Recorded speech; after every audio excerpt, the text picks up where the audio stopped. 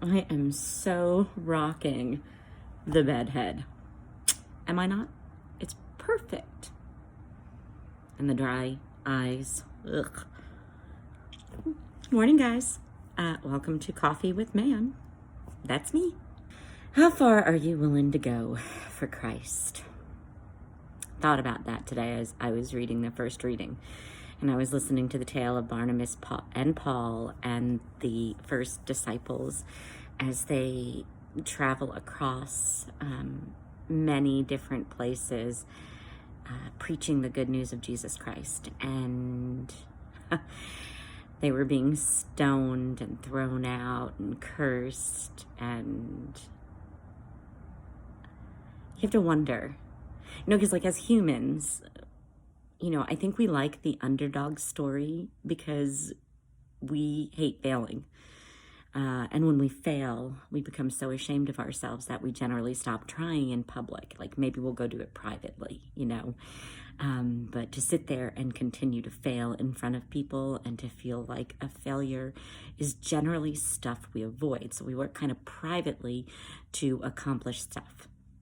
And then you think about like the underdogs, the great underdog stories, the sports stories, the animes. I'm a particular fan of Naruto, and I fell in love with it because Naruto was that underdog that never quit. You got this kid who is a weakling and he wants to be powerful and he never gives up. He fails consistently and often, and every time he fails, you just kind of slap your head and go, come on, you can do it. But then when he succeeds, it's like, you're air punching, you're crying. It's what we want. We want to be the person who can persevere no matter how many times we're thrown down, no matter how many times we fail. We desire to be able to continue, but we're afraid. I can't even imagine what the early Christians had to go through. Jesus didn't leave a simple task. We think we have it hard. I can't even imagine what it would be like to have to go and convince people of Christ's love, especially because they were very entrenched in their ways. So it's difficult. It's difficult to be a disciple of the Lord. And I think it's a true testament to the underdog spirit in Christianity that says, no, I love you. I'm going to sacrifice my own body. I'm going to risk myself because I know now that in order for us to go to heaven, we need to go through Jesus Christ. He is the way. And it goes all the way back to Eden, the garden, when our first parents decided that they wanted to be equals to God and ate the forbidden fruit. This pride that we have comes from desiring to be equal, which is why yesterday I talked so much about the Greek mythology. They didn't really want to worship. They just wanted to tame because they wanted themselves to be gods, which is why they were excited when they thought gods were in the flesh, because this meant equal. But the disciples knew there is no equality. There is one way, and that way is through Jesus. That's the only way.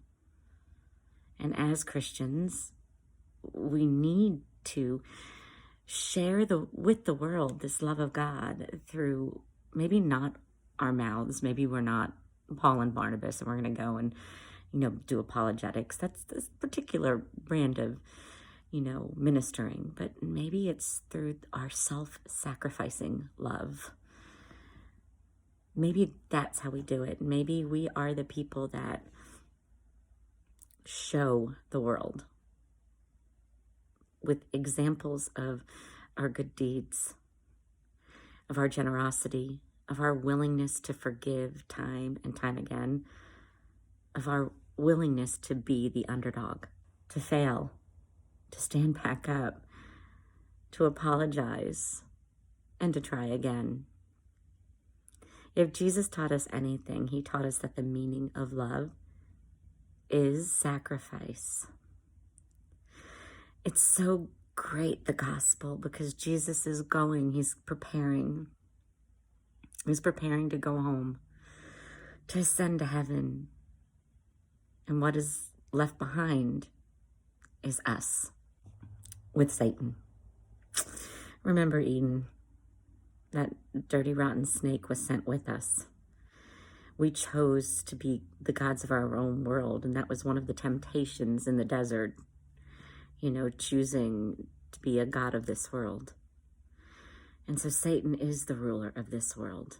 And as humans, we think that we can pick and choose and decide all of the things that are right, all of the things that are godly.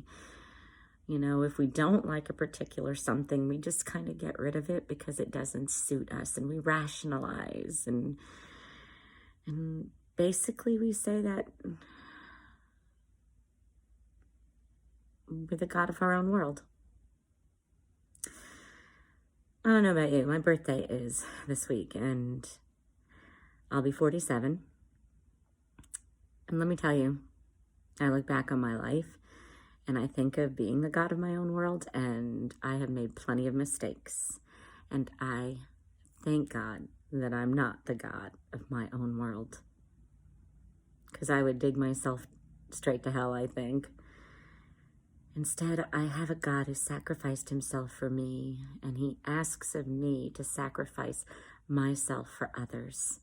And that is the life that I have chosen, a life of love, of service, and humility rather than pride, trust rather than envy.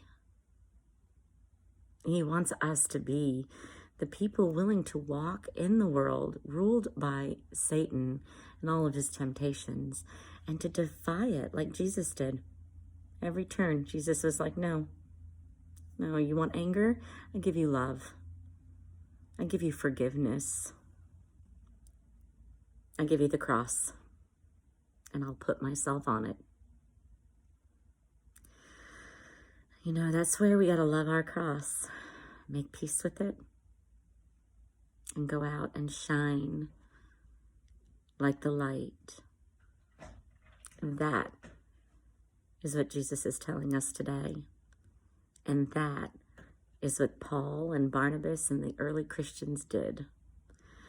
So how far are you willing to walk for Christ? God bless you all.